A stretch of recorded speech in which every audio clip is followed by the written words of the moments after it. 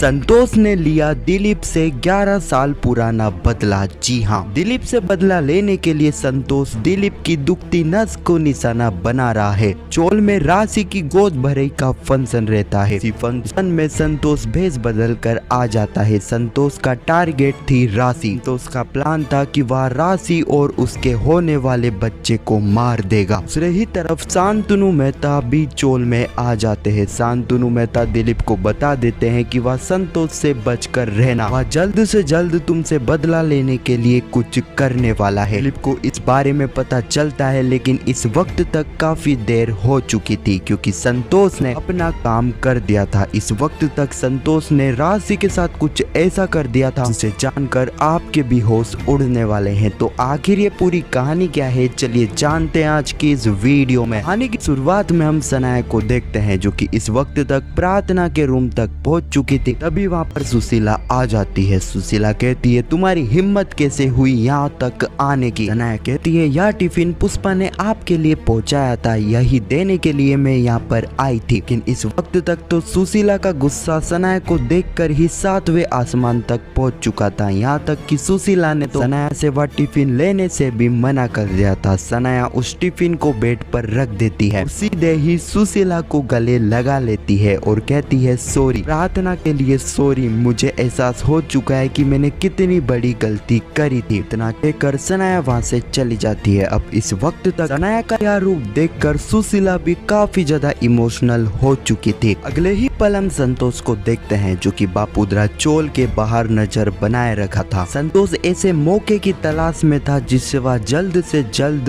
दिलीप से बदला ले सके। यहाँ पर काकू एक चोल की लेडी से बात करती है। अब उनकी बातों को यहाँ पर संतोष सुन लेता है। उनकी बातों से संतोष को पता चलता है कि कल चोल में राशि की गोद भरे का कार्यक्रम होने वाला है। तो समझ जाता है कि राशि और कोई नहीं बल्कि दिलीप पटेल की ही बेटी है। संतोष अपना प्लान तैयार कर लेता है। संतोष ठान लेता है कि अगर उसे दिलीप से बदला लेना है, उसे सबसे पहले उसके परिवार को निशाना बनाना होगा क्योंकि वही उसकी दुखती नस है। अगले ही पल हम सनाया और मनवा को देखते हैं। सनाया मनवा के साथ हॉस्पिटल में आई थी सीनियर डॉक्टर से मिलने के लिए। सनाया मनवा को कहती है मनवा थैंक यू, तूने ही मुझे मोटिवेट करा जिसके चलते मैं सुशीला आंटी के घर पर गई और उन्हें टिफिन देकर आई। इस दौरान मैं प्रार्थना के रूम में भी गई थी। वहाँ पर जाने के बाद मुझे एहसास हुआ कि मुझसे कितनी बड़ी गलती हो गई। वहाँ रूम जाने के बाद ऐसा लगता है कि प्रार्थना वहीं पर रहती है, वहीं पर है पुलिस यूनिफॉर्म में। वह एक बार और थैंक यू, क्योंकि अगर तू मुझे वहाँ पर नहीं पहुँचाती तो मैं भी सुशीला आंटी से माफी मांग ही नहीं पाती। अभी हम देखते हैं वहाँ पर डॉक्टर आ जाते हैं। मनवा डॉक्टर से पूछती है कल जो मुझसे मिस्टेक हुई थी उसके चलते वह पेशेंट मेरे ऊपर कोई लीगल एक्शन तो नहीं लेने वाले हैं। डॉक्टर कहते हैं मनवा तुम्हारे लिए खुशखबरी है क्योंकि वह पेशेंट ऐसा कुछ भी नहीं करने वाले हैं। मानते हैं कि तुमसे गलती हुई, लेकिन तुमने बहादुरी दिखाकर उस गलती को आगे रहकर हमें बताया। इसके चलते वह पेशेंट कोई भी लीगल एक्शन तुम्हारे ऊपर नहीं लेने वाले हैं। अगले ही पल हम चिराग को देखते हैं जो कि सुशीला के पास आता है। सुशीला कहती है चिराग आज ड्यूटी पर नहीं गया। चिराग सारी ही बातें बताता है कि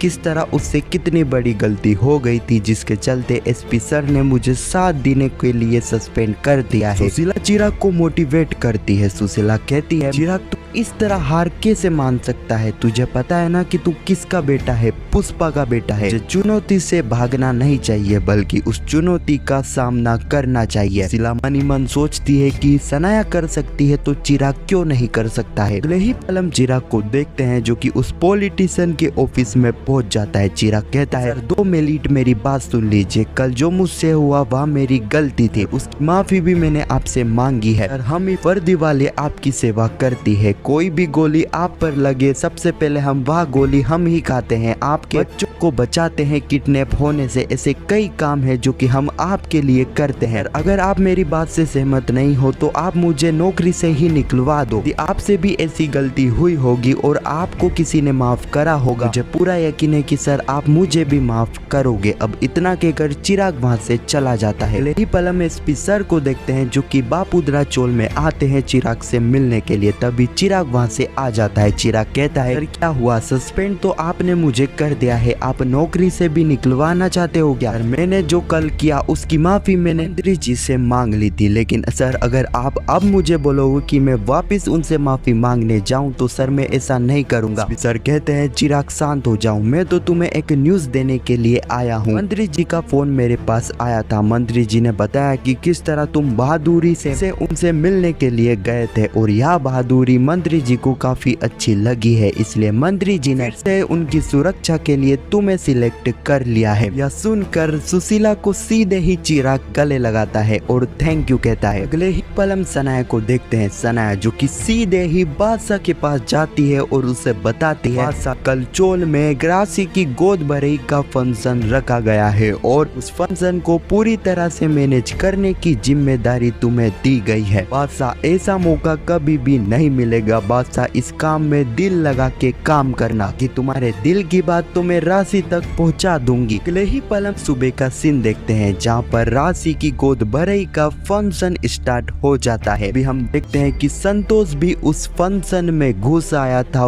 वेटर के भेष में। अभी हम मनवा और चिराग को देखते हैं जो कि एक दूसरे को देख रहे थे लेकिन बात नहीं कर रहे थे। ये चीजें सनाया देख लेती है। सनाया ठान लेती है कि अब इन दोनों को मिलाना होगा। तभी हम देखते हैं सनाया जो कि 2 गिफ्ट लाती है। अंश और तितली को दे देती है कि यह गिफ्ट वह मनवा और चिराग तक पहुंचा दे। वह दोनों ऐसा ही करते हैं। मनवा चिराग दोनों ही उस गिफ्ट को खोलते हैं तो वह देखते हैं कि उसमें एक टेडी बियर था और उस पर लिखा था सॉरी। मनवा को ऐसा लगा था कि यह गिफ्ट चिराग ने उसके लिए पहुंचाया है और चिराग को ऐसा लग रहा था कि यह गिफ्ट मनवा ने उसके लिए पहुंचाया है, लेकिन इन चीजों का मास्टरमाइंड तो सनाया थी। हम देखते हैं कि सनाया का यह प्लान काम आता है और एक बार फिर से मनवा और चिराग की दोस्ती हो जाती है। अगले ही पल हम बादशाह को देखते हैं। बादशाह सनाया को बताता है सनाया मैंने राशि के लिए एक गिफ्ट तैयार करा है। वक्त तक संतोष इन दोनों की बातें सुन लेता है। अब यहाँ पर बादशाह सनाया को गिफ्ट बताने के लिए ले जाता है। इन दोनों के पीछे पीछे संतोष भी आ जाता है। बादशाह सनाया को बताता है कि किस तरह उसने एक यूनिक गिफ्ट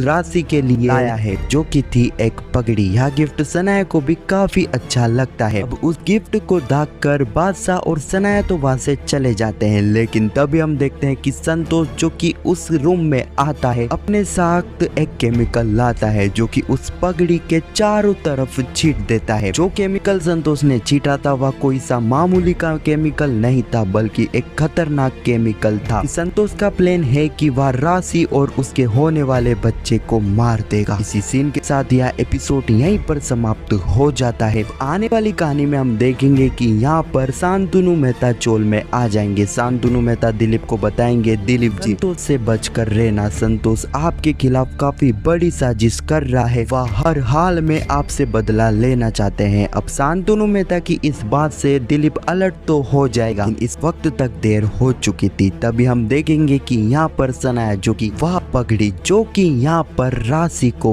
पहना देगी, जैसा कि उस पगड़ी पर यहाँ पर खतरनाक केमिकल संतोष ने लगा दिया था, जिसके चलते हम देखेंगे कि राशि यहाँ पर ही बेहोश होने वाली है। पूरे ही फंक्शन में अफरा तफरी मच जाएगी। अब इस बीच में संतोष तो वहां से चला जाएगा, लेकिन यहाँ पर दिलीप को तो पता लग जाएगा कि इसके पीछे और किसी का नहीं बल्कि संतोष का हाथ है। यहाँ पता लगने के बाद दिलीप यहाँ पर संतोष को छोड़ने वाला तो नहीं है। तो यही कुछ कहानी है जो कि आने वाले एपिसोड में हमें देखने को मिलेगी। खैर आपको यह वीडियो कैसी लगी कमेंट में जरूर बताना और पुष्पा इम्पॉसिबल के आने वाले एपिसोड की ऐसी वीडियो के लिए चैनल को सब्सक्राइब अवश्य करना। हमारे चैनल पर आपको पुष्पा इम्पॉसिबल की ऐसी वीडियो मिलती रहती है। जब तक के लिए धन्यवाद।